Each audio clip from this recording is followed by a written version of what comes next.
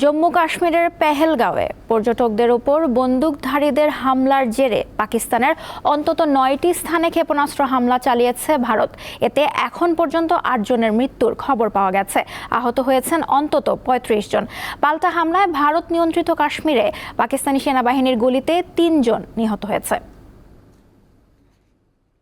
2 সপ্তাহ ধরে চলমান উত্তেজনার মধ্যে মঙ্গলবার মধ্যরাতে পাকিস্তানের আজাদ কাশ্মীর সহ বিভিন্ন জায়গায় মিসাইল ছোড়ে ভারত। পাকিস্তানের আইএসপিআর-এর মহাপরিচালক জানিয়েছেন, মঙ্গলবার মধ্যরাতের পর পাকিস্তানের কোটলি, ভাওয়ালপুর, মুরিদকে, বাগ ও মুজাফফরবাদে হামলা চালিয়েছে ভারত। হামলায় শিশুসহ বেশ কয়েকজন হতাহতের তথ্য এসেছে।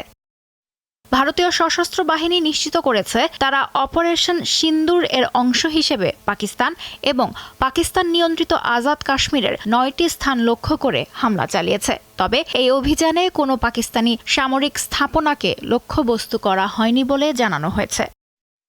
ভারতের হামলা কাপুরুষোচিত আচরণ বলে আখ্যা দিয়েছেন পাকিস্তানের প্রধানমন্ত্রী শাহবাজ শরীফ। এর পরিপ্রেক্ষিতে ইসলামাবাদে বসছে জাতীয় নিরাপত্তা কমিটির জরুরি বৈঠক।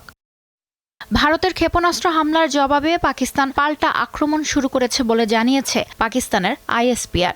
এরই মধ্যে ভারতের 5টি বিমান ভূপাতিত করার দাবি করেছে পাকিস্তান বিমান বাহিনী। এছাড়াও ভারতীয় সেনাবাহিনীর ব্রিগেড সদর দপ্তরে হামলা চালিয়েছে পাকিস্তান।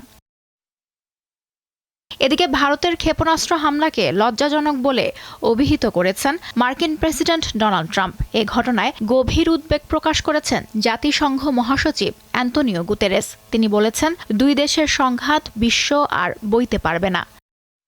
22 এপ্রিল ভারত নিয়ন্ত্রিত কাশ্মীরে বন্দুকধারীদের হামলায় 26 জন পর্যটক নিহত হওয়ার পর থেকে 2 দেশের মধ্যে উত্তেজনা চরমে ওঠে। সেই হামলার জন্য ভারত পরোক্ষভাবে পাকিস্তানকে দায়ী করলেও পাকিস্তান সে অভিযোগ প্রত্যাখ্যান করে। এরপর থেকেই 2 দেশ একাধিক কূটনৈতিক ও বাণিজ্যিক চুক্তি বাতিল করেছে। লুৎফা ফৌজিয়া, দীপ্ত, বার্তাকক্ষ।